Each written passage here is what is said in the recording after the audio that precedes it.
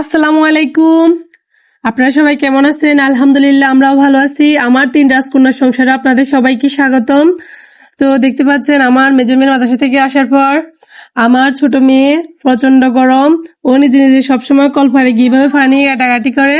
তো আমি ঘরে ছিলাম, দেখি ও বালতিতে পানি ছেড়ে দিচ্ছে, পানি ছেড়ে দিয়ে গোসল করতেছে নিজে নিজে। তো আপনাদের সাথে একটু শেয়ার করলাম, কার কার বাচ্চারা এভাবে করে একটু আমাকে কমেন্টে অবশ্যই জানাবেন।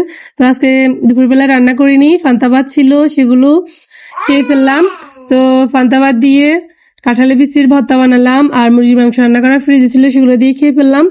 তো এখন রাত্রে রান্না করলাম, বিকালবেলা আর কি রাত্রের জন্য। তো এখানে রান্না বান্না করছি, এখানে বুটের ডাল ভুনা, একদম দোকানের মতো করে যেভাবে বাবুচি রান্না করে সেভাবে করে রান্না করছি, খুবই মজা হয়। তো আর এখানে রান্না করলাম বুটের ডাল, আর খাওয়ার জন্য আমার বাচ্চারা যেহেতু ছোট শুধু বুটের ডাল দিয়ে খেতে পারবে না, তাই আমার মেয়েদের জন্য ডিম ভাজি করে নিলাম।